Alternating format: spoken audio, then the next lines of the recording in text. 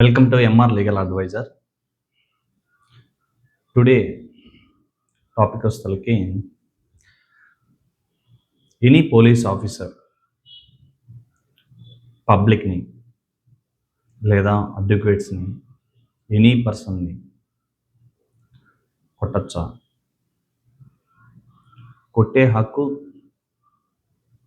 చట్టంలో ఏ సెక్షన్ చెప్తుంది, దీని గురించి టాపిక్ గురించి మనం కంప్లీట్గా తెలుసుకుందాం. సో ఈ ఛానల్ చూసే వాళ్ళంతా ఫస్ట్ ఆఫ్ ఆల్ ఇటువంటి లీగల్ కంటెంట్ని మీ ముందుకు తీసుకురావడానికి సో కన్సిడరేషన్ అనేది ప్రతి వ్యక్తికి ఉంటుంది. బట్ నా కన్సిడరేషన్ వస్తలకి మోర్ పీపుల్ స్ప్రెడ్ చేయమని కోరుకుంటున్నాను. ఎందుకు స్ప్రెడ్ చేయమని కోరుకుంటున్నానంటే, మనం చూస్తూ ఉంటాం ఏదైనా సరే మంచి కంటే చెడు చాలా ఫాస్ట్గా స్ప్రెడ్ అవుతుంది. మంచి అనేది స్ప్రెడ్ కావడానికి కొంచెం టైం పడుతుంది. చూసే కొంతమంది అయినా ఈ ఛానల్ని సబ్స్క్రైబ్ చేసుకోవాలని కోరుకుంటున్నాను. సో వీడియో స్టార్ట్ చేద్దామా?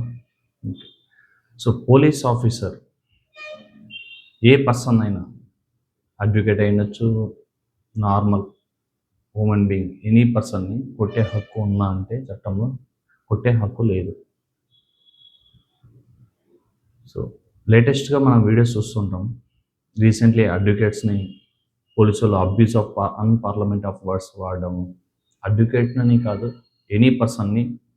సో అన్పార్లమెంట్ ఆఫ్ వర్డ్స్, ఒక ఎగ్జిక్యూటివ్ పవర్ హోదాలో ఉండి ఒక ఎగ్జిక్యూటివ్ లా అండ్ ఆర్డర్ని ప్రొటెక్ట్ చేస్తున్న ఒక అధికారి అన్పార్లమెంట్ ఆఫ్ వర్డ్స్ వాడడం వల్ల సో తన యొక్క మిస్యూజ్ ఆఫ్ పవర్స్ను యూజ్ చేసినట్టే.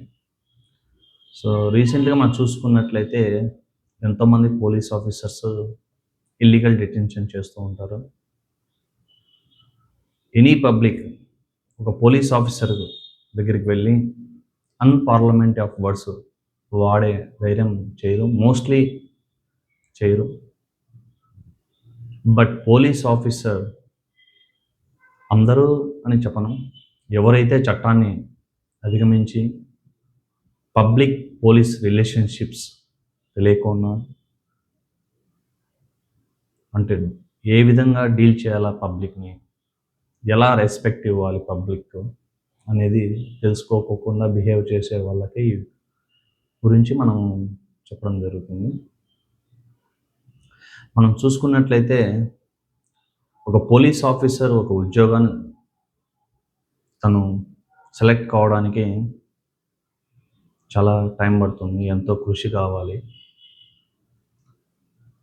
ఎంతో ఓపిక ఉండాలి. అదేవిధంగా ఒక పబ్లిక్ ఒకసారి పోలీస్ ఆఫీసర్ అయిన తర్వాత తాను పడిన కృషి అనేది ఇక్కడ ఏమీ ఉండదు. నాకు జాబ్ వచ్చేసిందిలే, నేను పోలీస్ ఆఫీసర్ అయ్యానులే, నన్నెవరు అడిగేది, నేను చేసిందే చట్టం, నేను చెప్పిందే నిజాలు అనేది ఎప్పుడు అనుకోకూడదు. ఒకవేళ పబ్లిక్ తప్పు చేసి ఉన్నట్లయితే వాళ్ళను విచారించే పద్ధతి, వాళ్ళను ట్రీట్ చేసే పద్ధతి డిఫరెంట్గా మన చట్టంలో డిగ్నిటీని ప్రొవైడ్ చేయమని చెప్తుంది. సో ప్రతి వ్యక్తికి article 21, so right to life and right to dignity ఇవ్వడం జరిగింది.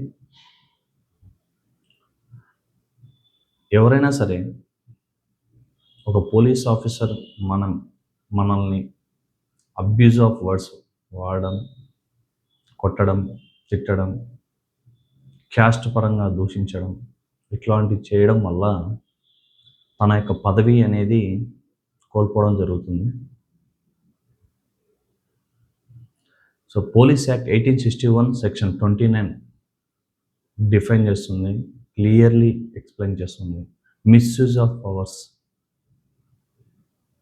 సో లా అండ్ ఆర్డర్ని ప్రొటెక్ట్ చేయాల్సిన ఒక పోలీస్ ఆఫీసర్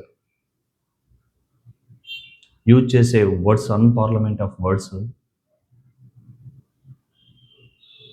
అనేది కరెక్ట్ కాదు. అదేవిధంగా ఒక పర్సన్ని బీట్ చేయడం అనేది కూడా కరెక్ట్ కాదు. సో మనం ఒకవేళ పోలీస్ ఆఫీసర్ ఒక పర్సన్ని కొట్టడం కానీ, తిట్టడం కానీ చేసినట్లయితే మనం ఏం చేయాలి అంటే, ఫస్ట్ ఆఫ్ ఆల్ మనం అదే పోలీస్ స్టేషన్లో కానీ, లేదా వేరే పోలీస్ స్టేషన్లో కానీ, జ్యూరిడిక్షన్ సంబంధించిన పోలీస్ స్టేషన్లలో సో మనము ఎవరైతే మీతో మిస్బిహేవ్ చేశారో, అది పోలీస్ ఆఫీసర్ అయినా సరే, ఎవరైనా సరే, మీరు ఎటువంటి తప్పు చేయనప్పుడు, ఒకరు మిమ్మల్ని దూషించినప్పుడు మీరు కంపల్సరీ మీరు చేయవలసిన పని తెలుసుకోవాలి. వేరే పోలీస్ స్టేషన్ లేదా అదే పోలీస్ స్టేషన్లో ఆ పోలీస్ అధికారిపై మీరు ఎఫ్ఐఆర్ నమోదు చేయాలి. ఎఫ్ఐఆర్ అనేది తప్పు చేస్తే ఒక చేసిన చేసిన వ్యక్తికే అని కాదు, ఒక బాధ్యత కలిగిన ఒక పోలీస్ ఆఫీసర్ తన విధులు మర్చిపోయి చేసే తప్పు కూడా ఒక తప్పుగానే పరిగణించబడుతుంది. ఇందులో భాగంగా ముఖ్యంగా ఒక పోలీస్ ఆఫీసర్ మమ్మల్ని కొట్టినట్లయితే దానికి సంబంధించిన మనం చేయాల్సినవి ఏదైనా రికార్డెడ్ వీడియో కానీ, లేదా ఆడియో కానీ, లేదా మెడికో లీగల్ సర్టిఫికేట్.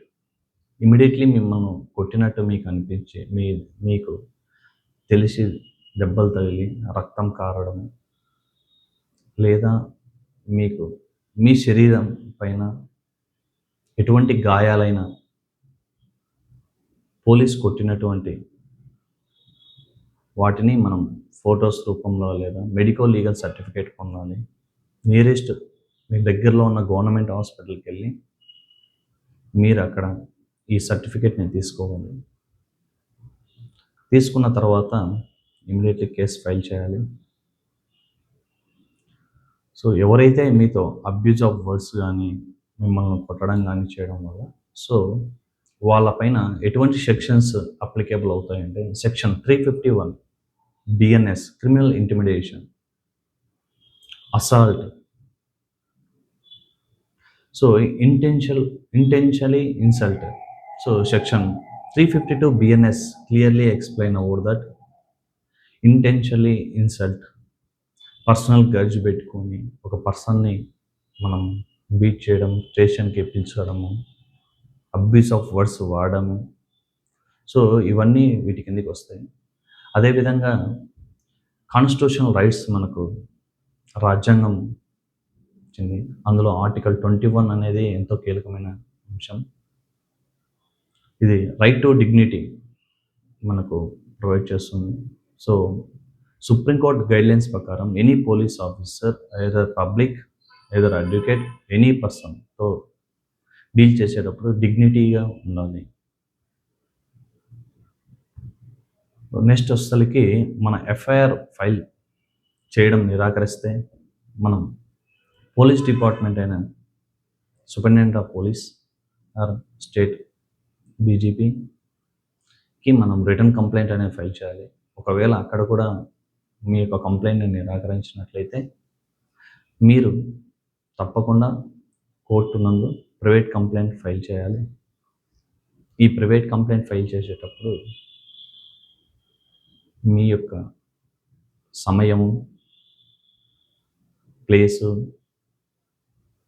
అలానే మెడికల్ లీగల్ సర్టిఫికేటు సంబంధించిన వివరాలన్నీ జతపరుస్తూ ఒక రిటర్న్ ఫార్మేట్లో కోర్టు ముందు, ఫస్ట్ క్లాస్ మేజిస్ట్రేట్ ముందు మీరు ప్రవేశపెట్టినట్లయితే సో కోర్టు వారు తప్పకుండా జడ్జి గారు మీకు ఆ కంప్లైంట్ని తీసుకొని ఎఫ్ఐఆర్ ఫైల్ చేయడం జరుగుతుంది. సో అదేవిధంగా మీరు హైకోర్టులో రిట్ పిటిషన్ కూడా ఫైల్ చేయొచ్చు. ఆర్టికల్ 226 మనకు ఎంతో అద్భుతంగా ఈ రాజ్యాంగం మనకు కల్పించడం జరిగింది. ఈ writ petition article 21 fundamental of rights violation అయినది. సో అదేవిధంగా సో ఒకవేళ పోలీస్ కండక్ట్ రూల్స్ ప్రకారంగా అయితే must should be police officer politely respectably speaking చేయాలి పబ్లిక్తో.